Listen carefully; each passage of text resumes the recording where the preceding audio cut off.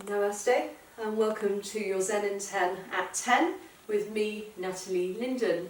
So this week in my classes we've been coming to a sequencing towards blossoming lotus flower pose.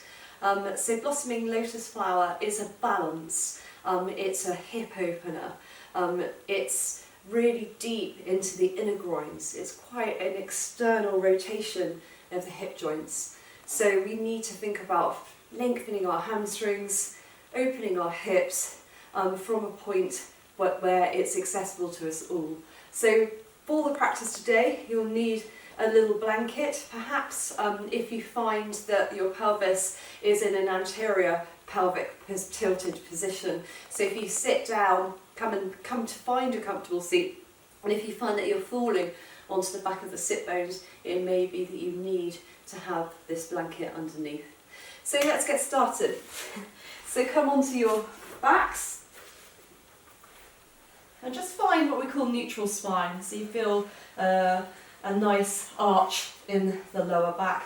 So to get that you might need to grip the outer edges and just create that shelf for the heart, lift the back of the neck and have a little lift here just to optimise length in the spine.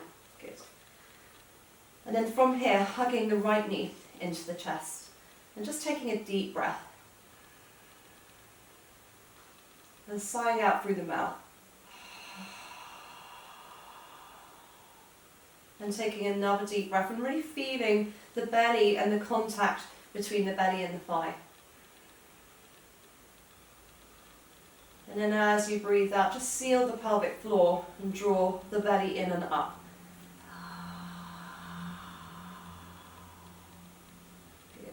Then interlace the hands behind the back of the hamstring and start to press the thigh into the hands, but create resistance with the hands until the right sitting bone is on the floor. And then from here, just check the knee is over the hip and just really slowly start to elevate the right foot to the ceiling. And keep the heel flexed and have that little pressure against the back of the hamstring to facilitate the arch in the lower back. And breathe. And as you breathe, release, soften the shoulders, release the jaw, and observe how the hamstring feels. It might be that you're in a position like that, which is absolutely fine, but keep flexing through the heel and keep pressing into the back of the hand to get that length. If you're okay, you may even extend that left leg.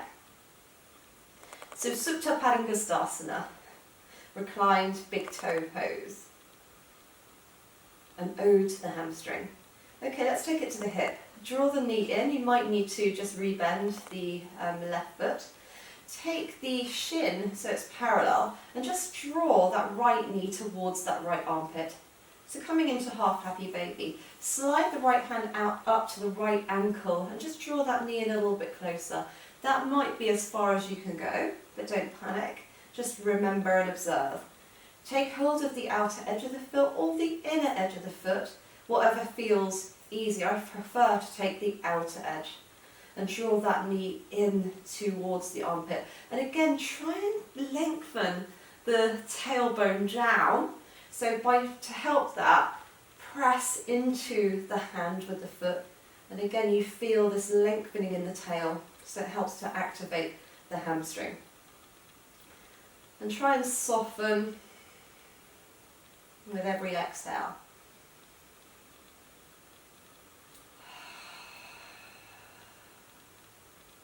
Good. And then just bring that knee over the left leg.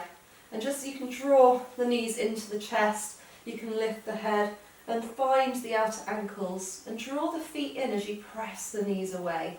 Just to close the hips and feel the stretch in the outer hip joint. Again, lengthen the tailbone so you feel that arch in the lower back. And then switch legs. Left knee hugs into the chest. Just for a breath here. And sigh it out.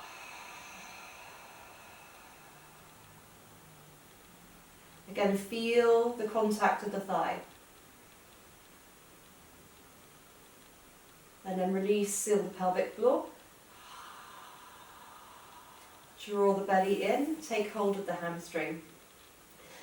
Press into the hands so you feel the knee over the hip, and then continue to just very slowly elevate to where you feel about 80% of your maximum.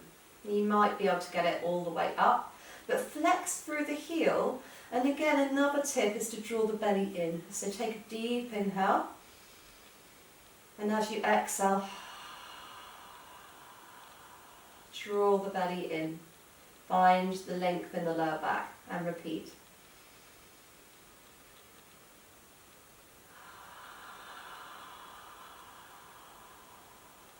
You might make it easier if you can. You can extend that right heel. One last breath here.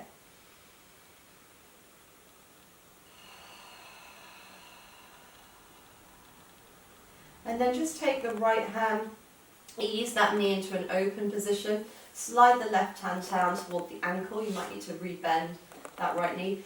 Try and keep this knee so it keeps the hips straight, so you're not opening. You can, if you feel that you're coming more over to the left sitting bone, you can counteract it by opening that right knee. And then just taking hold of whatever feels good for you, and drawing that knee in towards the armpit. And again, lengthening the tail. You can even straighten the leg if you've got that flexibility, but keep flexing through both heels. And breathe.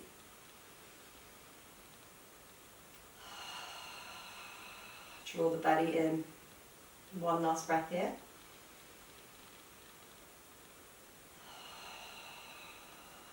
Good, and then just bring a bend in the right knee, cross the legs over and hug the knees into the chest. Slide the hands down. You may need to lift the head until you've got the ankles, and just bring the hands underneath. Press the knees away as you draw the ankles in and really press the sit bones into the floor.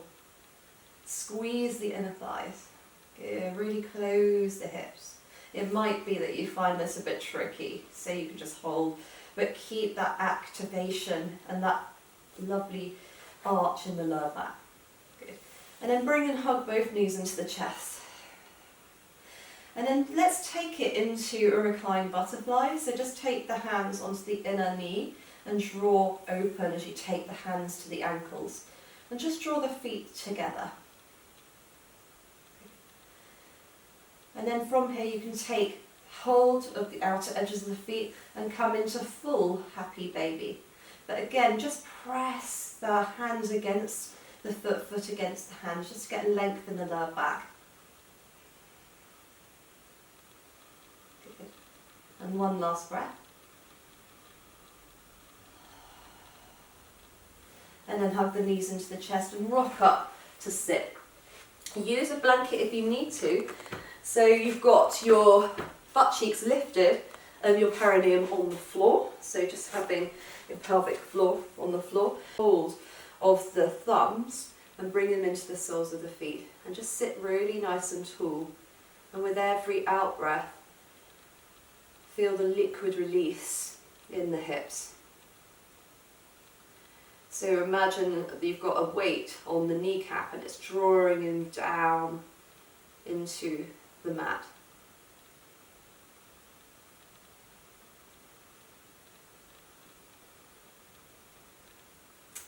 Good, and then just slide the hands underneath the legs, so you're just grabbing outer ankles. Okay. And then from here, just start, draw the feet in as you rock back onto your sit bones, but just make sure you've got no blanket behind you. So you're rocking back, draw the belly in, it's quite a strong core pose. And then from here, just take hold of the feet and see if you could slide the inner knee towards the shoulders or upper arm. And again, just breathe in deeply to get that opening. From here, just start to open the hands. Keep the big toes together if you can for pelvic stability. And again, you can have the fingers in Gyan Mudra. Good. And just keep pressing the thighs with the upper arms. And just find the balance for a few breaths.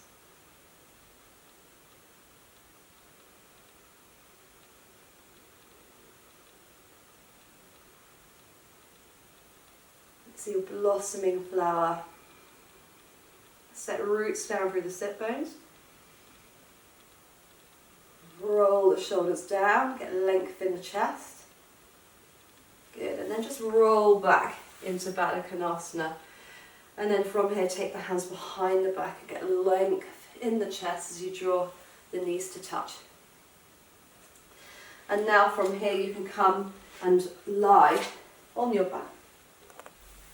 And you could draw the feet out wide and bring the knees in. And if you have your blanket still, you can bring it underneath the head and the shoulders. And just take a few moments to breathe into your belly. So take that flower power into your seat of power here at the navel center. So breathing in. Feel that inner sun in the belly opening out. And as you breathe out, sigh out the breath and feel this lifting. And then you can bring your hands beside you, arms in a triangle to the forehead. And every exhale, feel yourself dissolve into the mat. So you can stay here for a little bit longer, or you can hug the knees into the chest, roll onto your side and come up to a comfortable seat.